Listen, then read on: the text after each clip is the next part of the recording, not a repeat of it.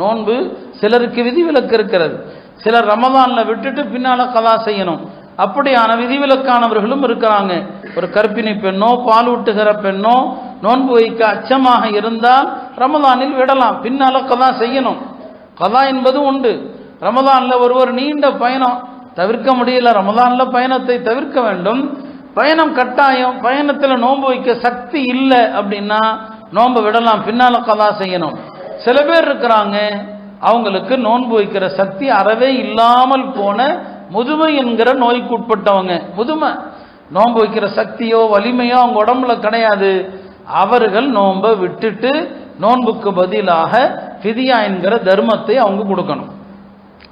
அறவே நோன்பு வைக்க முடியாதவங்க, நோன்பே அவங்களால முடியாது, அந்த மாதிரியான முதுமையில் இருக்கிறவர்கள் அவர்கள் என்ன செய்யலாம், நோன்பை விட்டுட்டு அவங்களுக்கு கதா கிடையாது, ஒவ்வொரு நோன்புக்கும் ஃபிதியா கொடுக்கணும். இந்த ஃபிதியாவை பற்றி ஒன்று சொல்லி சொல்கிறேன்.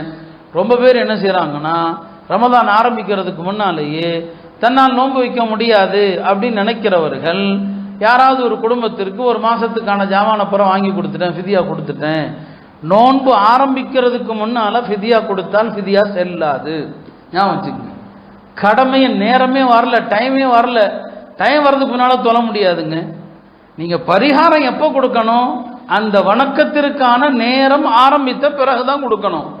வணக்கத்திற்கான நேரம் வந்த பிறகுதான் ஃபிதியா கொடுக்கணும். ரொம்ப பேர் இப்பயே முடிச்சிடலாம். யாராவது ஒரு குடும்பத்துக்கு நான் காசை கொடுத்துட்டேன், ஃபிதியா கொடுத்துட்டேன், செல்லாது.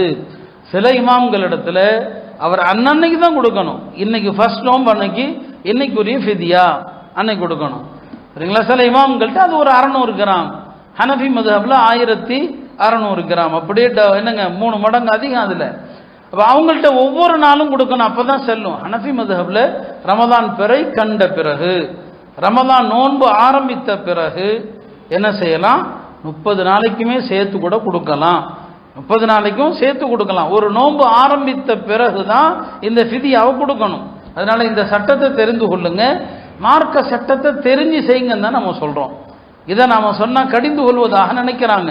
சட்டத்தை தெரியாமல் நீங்கள் செய்கிற அமல்கள் பூரா வீணாக போயிடும், அதெல்லாம் காட்டில் பறக்க விட்ட புழுதியாக போயிடும். எந்த வணக்கத்தையும் மார்க்கத்தில் அதற்குரிய நிபந்தனைகள் என்னவோ அந்த நிபந்தனைகளோடு நிறைவேற்றினா செல்லும், இல்லைன்னா செல்லாது.